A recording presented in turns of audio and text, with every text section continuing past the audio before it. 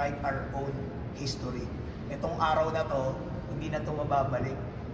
So, sooner or later, panonoodin nyo na lang to. What went good, what went wrong. And at the same time, syempre, yung at the end of the day, it's all about win. Diba? So, yun lang. I mean, I'm thankful. Jimboy, finally, playing sa semifinals, dahil mo na rin pinagdaanan with Letran right now, nakarating ka na playing for Letran in the semifinals. Let's talk about the feeling of finally playing there and maganda pa yung pinakita mo for Letran. Para sa akin, masaya sa amin to eh. Kasi, ayun nga, kahit sinong team gusto makuha yung unang panalo. Ayun, masaya ako kasi nakuha namin yung panalo. So, kailangan pa namin magtrabaho para makuha namin yung game. Jimboy, can you talk about lang na as the season got deeper, parang mas tumaas din yung level ng laro mo. So, ano kayang nagbago from the elimination, tas ngayong quarterfinals tsaka finals or lagi naman kaming binibigyan ng kumpiyansa ni Coach Allen eh. So, kailangan hindi namin masayang yun kasi ayun nga, nagtitiwala siya sa amin. Kailangan magtiwala din kami sa kanya. Jimboy, yung dress mo ng dulo, planado ba yun or pinapractice ko yun kasi ayun nga, ilang game ko na rin ginawa. Pero ayun, pinapractice ko. Coach, can you talk about lang having the luxury of mayroong ganyang scorer aside from Manalili na Well, of course, syempre, you have to recognize their talent, di ba? Mutual understanding yan, di ba? Yung mga bata na yan, they are smart, you know. Alam nila kung may alam ako. So,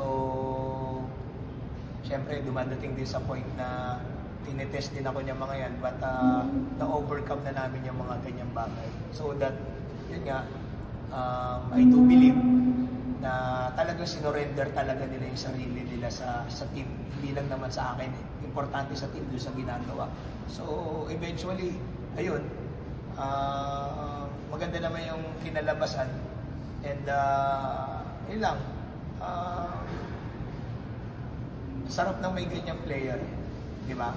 So, dream ng isang coach na magkaroon ka talaga ng mga key players. But it's all about understanding them. You know, yun yung importante. Hindi mo kasi pwede yan na si Jimboy, ganito, ganyan. Ganito lang gagawin yan, ganito. Hindi. Masyadong deeper pa yung namin connection. Hindi lang pwede sa court. You know? Yun lang ako as a coach. You need to have a good relationship with them. Diba? Para pakinggan ka nila. Hindi naman ako pwede pupunta lang sa practice na ito gawin mo, ito ganyan. So we have that good relationship, deep relationship pagdating sa ganyan. So yeah, I'm thankful with Jimboy and the boys. Jimboy, now 1-0 ng Letran. Possibly on Friday, pwedeng finals na kayo, if manalo. So ano yung thoughts mo with this win, entering this Friday na 1-0 na kayo ngayon? Kailangan lang namin maging composed kasi ayun nga, nakuha namin yung panalo. Kailangan namin trabahuin pa yung mga naging, kung bakit sila nakahabol, kung bakit sila dumikit. Ayun. Coach, final reminders para ma-close yung series sa Friday. Ayun lang, don't relax. You study the film and then just stay hungry, you know. Lang. I mean, maraming salamat sa mga nanood na nagpunta dito, nag-effort despite of their busy schedule. Sana suportahan niyo suportahan niyo kami sa Friday. And hoping na ma-close namin at you know, we can bring again Letran to the promised land, which is the championship.